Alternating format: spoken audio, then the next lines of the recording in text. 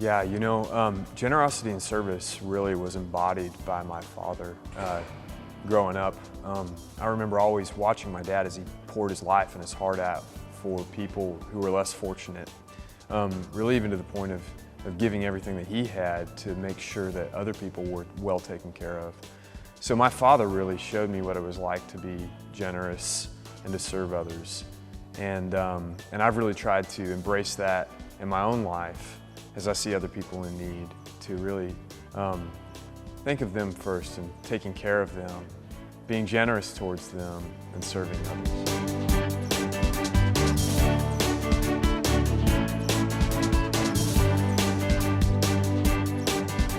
What kind of brought me to this place? I'm sure it was the way that my dad treated others. I didn't know that's what it was as I was kind of coming into this place where I realized what I was doing was giving my life for others and generosity and service. And it really took just kind of one of those moments where you look back on, how did I get here? Where I really started to realize that I was attempting to live the way that my father always lived. And so it was in that time that I really embraced who my dad was and what he had lived his life for. And it gave me that opportunity to really embrace what I was going to live my life for.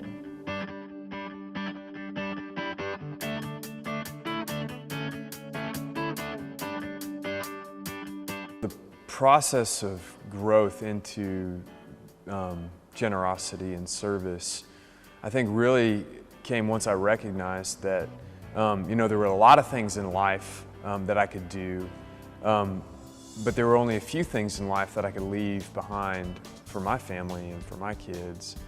And so, as I realized that I wanted to be known for, and for my children to remember me for my generosity and service to others, I began to realize that I would have to live real intentionally in order to get there. And so, I've begun making decisions in my own life that, regardless of whether I felt it was right or wrong, that I would choose to live in erring in generosity and service to others. Instead of questioning other people's motives and intentions, that I would err in generosity and service, just like my father did.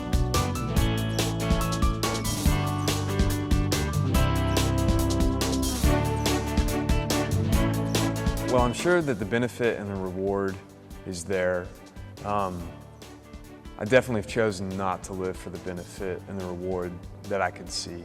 And so, I think Jesus really gave us the example of how to live in this manner. And he said to not let your right hand know what your left hand is doing. And so, as I attempt to live in generosity and serving towards others, my goal is to really to do it for the sake of doing it, because I know that it's what I'm supposed to do, but to not really try to look for the reward or the benefit of what I'm doing, because I know that my treasures are being stored up in heaven, and I'm not concerned about the reward that I can get here on earth, but really more concerned with simply being obedient and doing what God's called me to do in those moments. To be honest, I don't think I've ever really looked for the blessings that have come from my generosity, really, because I don't want to be recognized for things that I do. So I know that God will take care of that if I take care of my part, and I know that whatever blessings there are come from Him, no matter whether I've deserve them or not.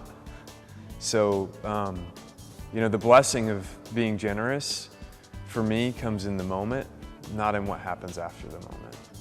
And so, I can honestly say that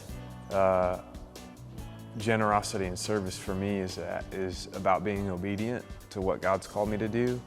And for me, obedience is the reward.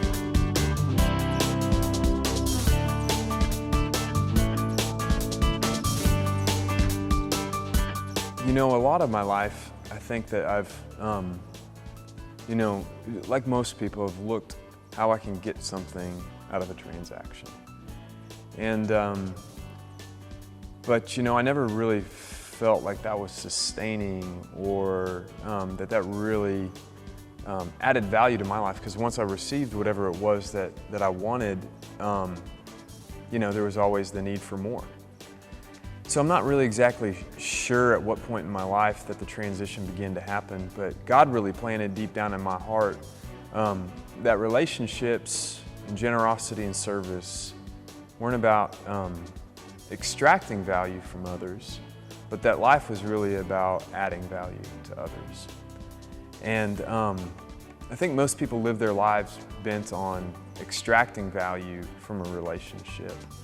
And the way that Jesus modeled for us to live is all about adding value to a relationship. And so, I've tried to live life with that principle that if I can find a way to serve in any way or any capacity, that I knew that if I could serve, that God would open the door for me to continue to add value for their lives.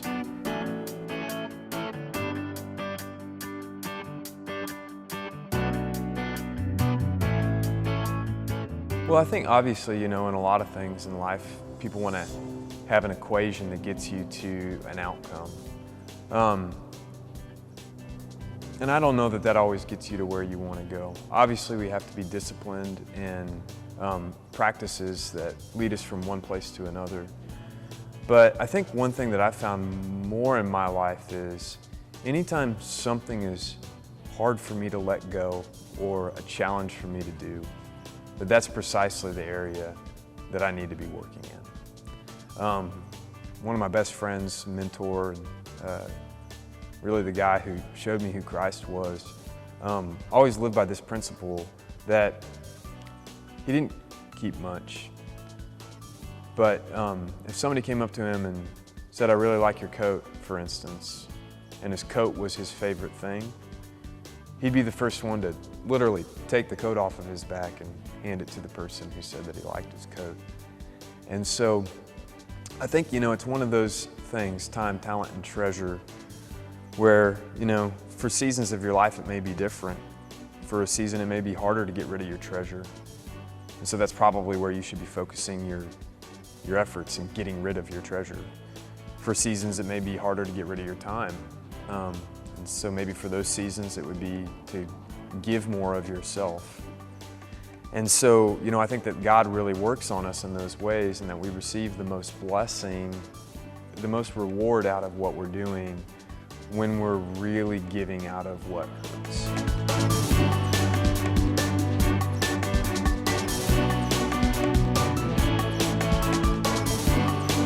Well, I remember when I first started in ministry, thinking I knew exactly how much it would be that was enough for me to be happy, and then everything else I would do would be, ministry. Well, I long surpassed that number, that mark, years ago. And it's funny, as I looked back just a couple years ago, I blew by that number so quickly without ever even stopping to think about, what I had set as a mark for what I thought was enough. And in reflection, I think, God's given me the ability to actually see and understand that, and realize now that there will probably never be enough. That if I think that enough is a certain number or a certain mark, that obviously if I meet that, then there is always going to be a next enough. And so I think that that's the principle of really, learning to give away what you have today, because you're going to continually be faced with that challenge on a regular basis of what are you giving away of what you have today, or are you holding on for that next mark, for that next enough?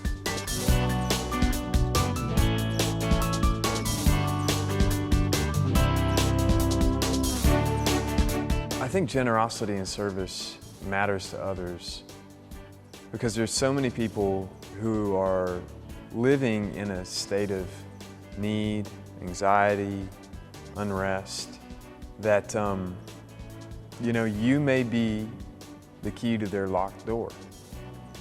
And you never know how God's going to use you, and you never know the ways when you pour out your life that He'll use you to touch others. But I can guarantee this, that you'll never know until you try. And there are definitely relationships, times, and opportunities in my life that if I hadn't have tried, then I never would have known. And even though trying was difficult, knowing is better. And so, yes, it can be hard sometimes, but I believe that God's really asking us to try so that we can know.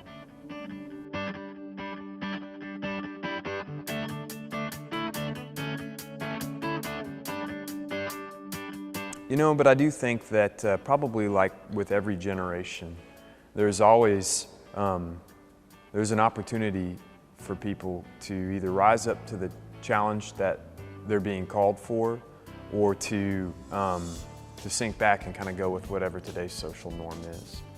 And so for the next generation, I really believe that their call to really be who God's called them in the next generation will be to get out of themselves, to get out of self-centeredness and consumed with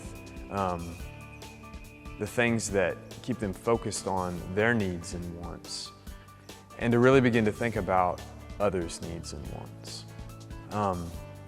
And the Bible talks about, one of my favorite scriptures of all time is, do nothing out of selfish ambition or vain conceit, but in all things consider others as more important than yourself.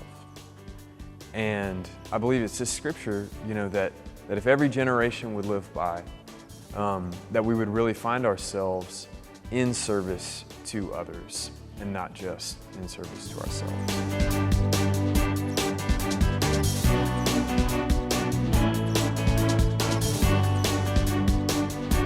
So if I was to frame this up for those who are behind me, would definitely be that scripture of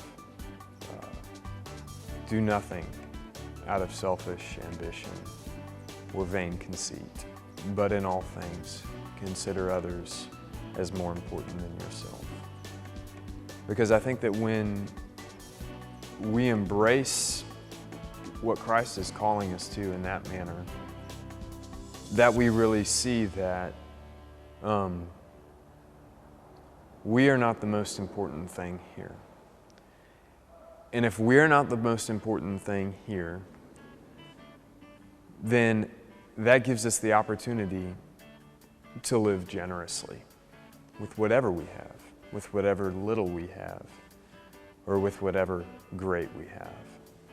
That when we embrace that calling that Jesus has for us to pour out our lives in service for others, then we naturally become giving and generous and service-oriented, because I'm not the most important thing in the room.